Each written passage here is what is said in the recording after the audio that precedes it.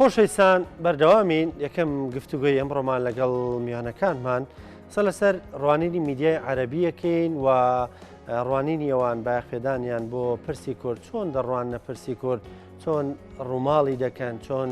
کاری لەسەر دەکەن بە تایبەتیش لە نێو میدیای عەرەبیدا کەناڵی ئەلجەزیرە یاخود دامەزراوەی ئەلجەزیرە ئەم کتێبەی لەبەردەستمە تایبەتە توێژینەوەیەکە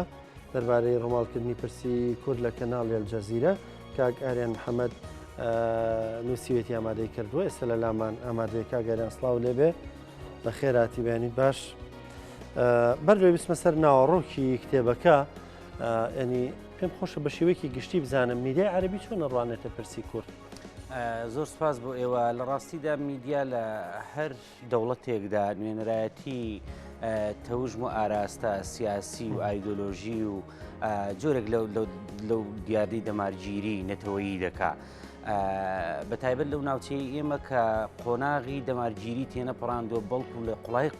دەمارگیری دینی سیاسی نەتەوەییدایە هەڵبەت میدیاش قۆناغی تەواوکەری ئەو پرۆسەیە دەبینێ لەبەرەوە هەمیشە میدیا دیوە سلبیەکەی ئەو دەمارگیری و تەعەسسوبە نەتەوەیە لە بەرامبەر نەتەوەکانی تر پەیڕەو دەکات دەتوانم بڵێم میدیای عەرەبی بە عراقی و غیر عراقیەوە نەیتوانیوە لە بەرامبەر نەتەوەکانی تر لە بەرامبەر پێکاتەکانی تر لە بەرامبەر ئاراستەکانی تری غیرە عەرەب لە ناوچەکە میدیایەکی بێلایەن و سەنگین و مرۆڤدۆز نەبووە بەڵکو هەمیشە ئەو مێشانەی کردو بە گامێش کە بە ئامانجگرتنی نەتەوەکانی تری لێبووتەوە باشە کەواتەوەی کێمە زۆر جار بۆ پێناسێ میدیایەکی پرۆفیشناڵ و سربەخۆ ناوی دەبین ئەوان تاو کاتە سربەخۆ و پرۆفیشناڵانە کار دەکەن کە خزمەت بە قەزەی سیاسی خۆیان بکات لە دەوڵەتەکانیان بەدڵنیاییەوە ینی زۆر جار من لەو توێژینەوەش بە وردی باسم لەوە کردووە تۆ کە دێ سەر موفرەداتی و چەمکی پێکهاتەکانی یا کەمینەکان میدیای عەرەبی بە شێوە گشتیەکەی هەمیشە بەرگری لە پێکهاتە نەتەوەییەکان دەکات و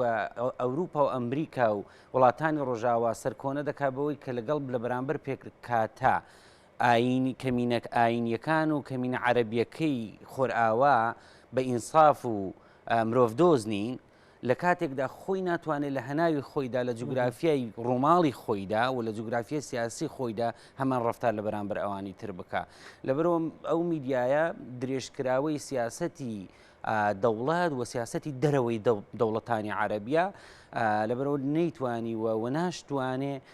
خۆی لەو پابەندیە سیاسی و نەتەوەییانە دەرباز بکە کە وەکو توخمێکی سەرەکی سیاسەتی دەرویان هەمیشە پێویستیان بۆیە خەڵکی تری تێدا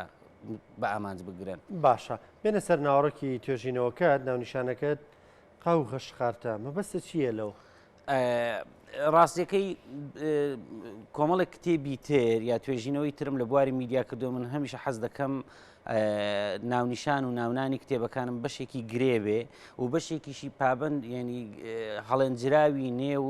ڕووداوێکی یا ئیدیۆمێکی کۆمەڵایەتی سیاسی میدیایی یا مەقولەیەک بێ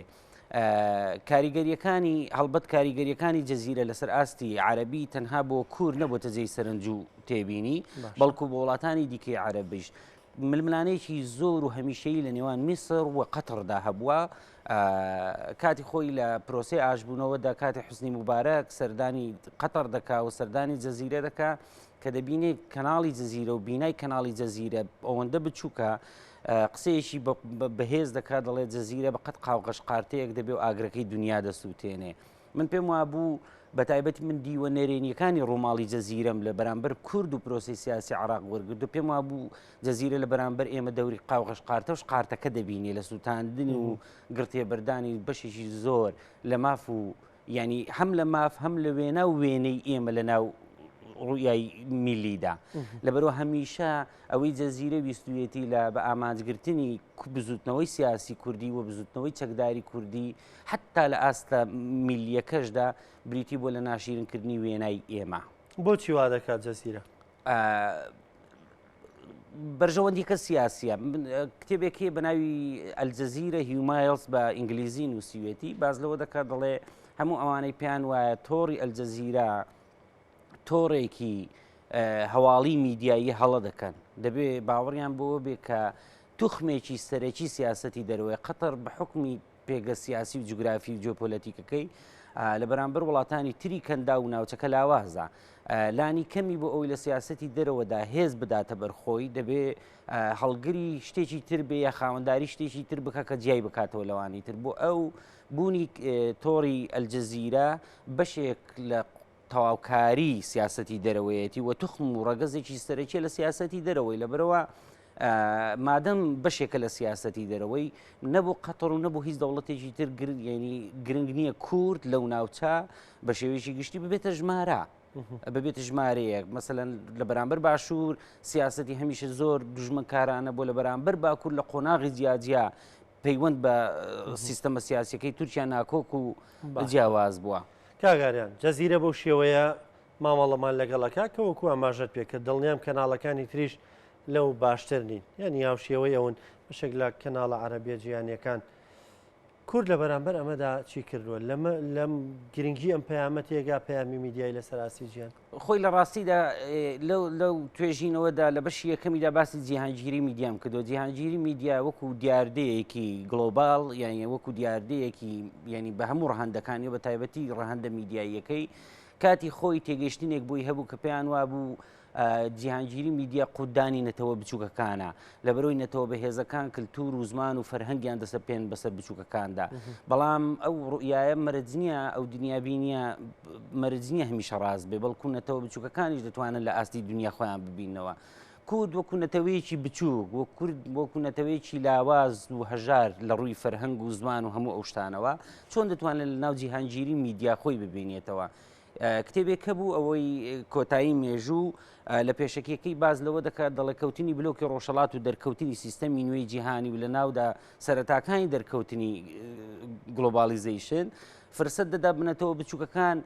ستەمیان لێ نەکرێ بەچی دەبێت بەوە دەبێت کە چیرۆکەکانی خۆیان و حکایەتەکانی خۆیان ئازار و خەمەکانی خۆیان بە زمانی سەردەست نەتەوە سەردەستەکان یا بەهێزەکانی دنیا بگەێنە شوێنی خۆی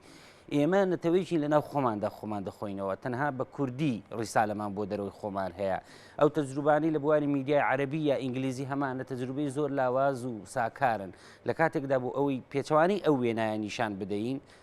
دەبێت بە زمانەکانی تر مخاتەبەی ئاستی ینی نەتەوەکانی تری دنیا بکەین ینی خوێنەری ئینگلیز وەرگری ئینگلیز چۆن بزانێ ینی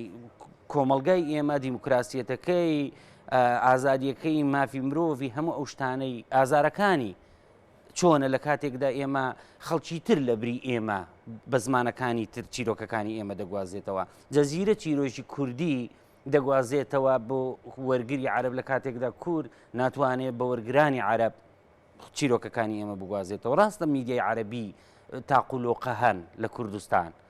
کە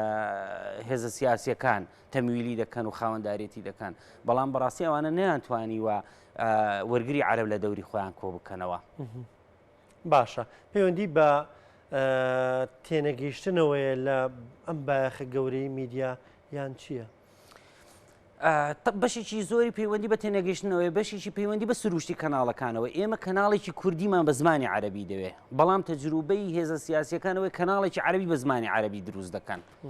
یعنی بە خیتابێکی عەرەبی بە گوتارێکی عەرەبی و مهتەمن بە ڕووماڵکردنی ئەو پرسانەی کە ڕەهەندێکی عەرەبی و عێراقییان هەیە لە کاتێکدا ئێمە پێویستە هەمان ئەو کواڵێتی لە بەرهەمهێنان لە کەناڵە کوردیەکان دەیکەین ئەوە بکرێتە عەرەبی بۆ ئێلانی کەم لە کۆی بوارەکان لە سەرمای مرۆیی و لە وزا لە دیموکراسی لە کللتور لە فەرهەنگ نەتەوەی عەرەب و نەتەوەکانی تری دنیا ئەو ڕوئیای ئێمە ببینن ئێمە نابینن لەبەرەوەی ئێمە ئەوەندەی بایەخ بەو شتانە دەدەین کە وەرگری عەرەب بەلایەوە پێمان وایە تا ئێستا مەسەلەن لە دەرەوەی پرسی توێژینەوەکەش مەسەلەن ناوچە گەشتیاریەکانی خۆمان ینی حتا گەشتێ سیاحەی دینی ئێمە نەمانتوانی و ئیسسمارێکی گەورەی تێدا بکەین لە ڕووی میدیاییەوە لەبەرەوەی ئێمە ئەوەندەی مهتەمین بە ڕووماڵی پەرستگا و شوێنە پیرۆزەکانی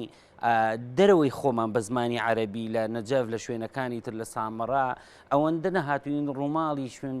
معابد و پەرستگا و مزگەوتە پیرۆزەکانی بکەین کە ڕەهەندێکی مێژووی هەیە لەبەرەوەی ئێمە بەڕاستی نەکەر میدیا کوردیەکەمان میدیا عەرەبیەکەشمان لەناو خۆماندا خوڵ دەخواتەوە و یعنی لە جوگرافیای مادەی 140 تێناپەڕێ. لە چوارچێوەی توێژینەوەیە کە کارت کرد گەشتی بەچی چ شتێک بۆ تۆ مای سەرنج بوو؟ کارزار خەفەتی بۆ خۆی جاری وایە توێژین بەدڵنیاییەوە کاکستران پێشەکی ئەو کتێبەی نووسیوە کاکستران عەبدوڵڵا قسێکی جوانی کردووە